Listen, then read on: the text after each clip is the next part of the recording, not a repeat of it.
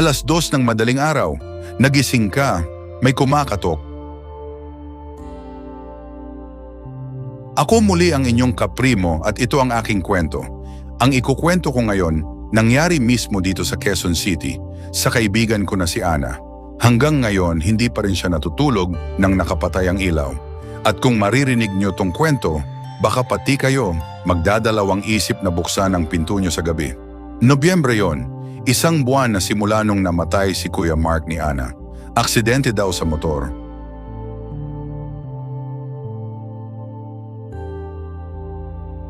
Nung gabing yon, hindi talaga makatulog si Ana. Mainit, tapos maulan. 3:00, eksaktong 3:00, narinig niya. 3 katok lang, sumilip siya sa bintana. Wala, dilim lang at ulan. Sabi niya sa sarili, pusa lang yan. Bumalik siya sa higaan, pumikit. Pero 5 minuto lang, nasa pinto na ng kwarto niya. Kinilabutan siya, pero sumigaw siya. Sino yan? Tapos may sumagot. Boses na pamilyar na pamilyar. Ana, ako to, si Kuya. Napatigil si Ana, si Kuya Mark. Pero hindi pwede.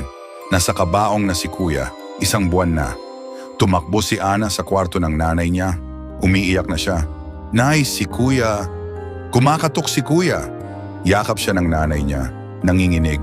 Sabi ng nanay, anak, wag mong bubuksan. Sabi ng albularyo, 3 gabi lang daw babalik si Mark. Pero hindi na siya si Mark. Pero hindi tumigil yung katok. Ngayon, galing na sa kwarto ni Kuya.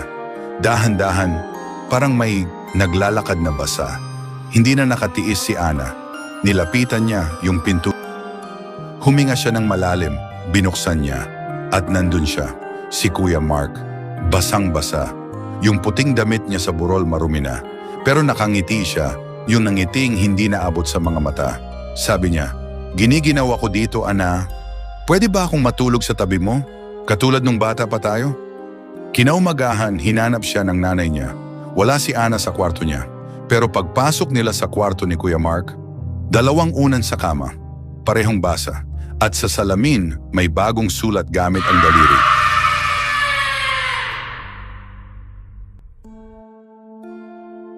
Kung ikaw si Ana, bubuksan mo ba yung pinto?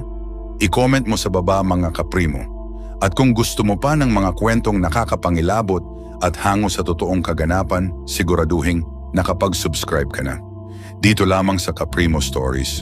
Ako muli ang inyong kaprimo at ito ang aking kwento. Mag-ingat kayo sa bawat katok sa gabi.